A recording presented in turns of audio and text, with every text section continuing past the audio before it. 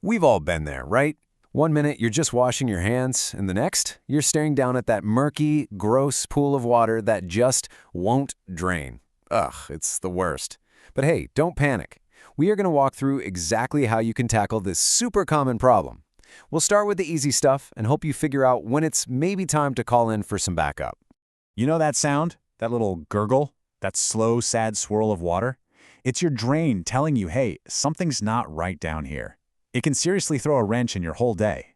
So what is actually going on in the hidden world of your pipes? Let's get into it. All right, let's dive right in. You can't fix a problem if you don't know what's causing it. So when it comes to your plumbing, getting to know your enemy, the clog itself, is absolutely the first and most important step to getting things flowing freely again. Honestly, the culprits behind that clog are usually pretty simple. In the bathroom, hair and soap scum are public enemies number one. They team up to create this stubborn, gunky mess. And in the kitchen, oh yeah, it's all about the cooking fats and grease you wash off your pans. They seem liquid at first, but they cool down and solidify inside your pipes. And, of course, every now and then there's a foreign object, like a kid's toy that decided to go for a swim. Now, before you even think about reaching for those super harsh chemical drain cleaners, let's talk about your first line of defense. These methods are simple, they're safe, and they're way better for your pipes, especially older ones, and honestly just better for your home in general. First up, the easiest trick in the book, the hot water flush. Just boiling a kettle of water and pouring it slowly down the drain can work wonders, especially on clogs made of grease or soap.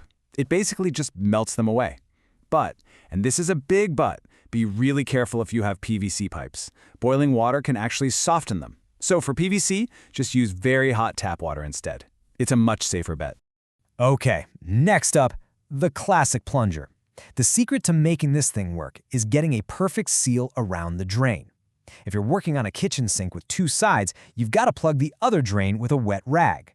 Once you've got that seal, a few good, strong pumps create this back-and-forth pressure that is often all you need to physically pop that clog loose. Think of this one like a mini science fair volcano erupting right inside your pipes. Pouring baking soda down there, followed by vinegar, creates this awesome fizzing reaction that can really break down all that gunk and grime. It's a fantastic, much gentler alternative to those harsh chemicals. Just let it do its thing for about 15 to 30 minutes and then flush it all away with plenty of hot water. So, you've tried the hot water, you've plunged, you've tried the fizzing fix, and that clog is just laughing at you. Don't throw in the towel just yet. It's time to level up and break out the DIY toolkit for some slightly more advanced moves.